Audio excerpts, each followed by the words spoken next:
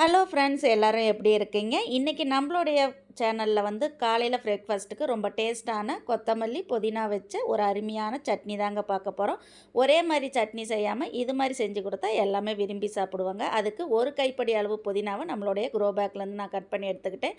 பாருங்கள் எவ்வளோ செழுப்பாக இருக்குது. இதோட டிப் எல்லாமே நான் அடுத்தடுத்த வீடியோவில் சொல்கிறேன். அதுக்கப்புறம் கொத்தமல்லியும் ஒரு கைப்படி அளவு எடுத்துக்கிட்டேன். நம்ம வந்து வளர்த்தி நம்ம ஃப்ரெஷ்ஷாக அதை பறித்து செய்கிறப்ப அதோட சந்தோஷமே வேறு தாங்க.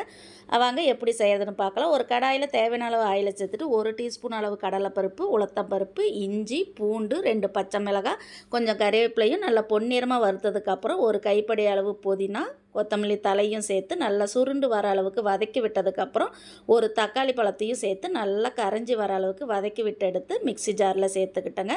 தேவையான அளவு உப்பு, 1 கப் அளவு துருவன தேங்காயும் சேர்த்து நல்லா பேஸ்ட்டாக அரைச்சி எடுத்துக்கிட்டேன். உங்களுக்கு தாளிப்பு வேணும் அப்படின்னா கடுகு, உளுத்தம்பருப்பு, கறிவேப்பிலை போட்டு தாளிச்சுக்கோங்க.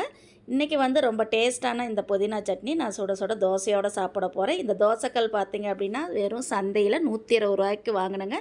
பாருங்கள் எப்படி ஒட்டாமல் சூப்பராக வருது பார்த்திங்களா. நம்ம யூஸ் பண்ணுறதை பொறுத்து தான் தோசைக்கல்லெல்லாம் அமையும். அதுக்கப்புறம் சட்னி. இந்த சட்னி உங்களுக்கு பிடிச்சிருந்தது அப்படின்னா மறக்காமல் லைக் அண்டு சப்ஸ்கிரைப் பண்ணுங்கள். Thank you friends.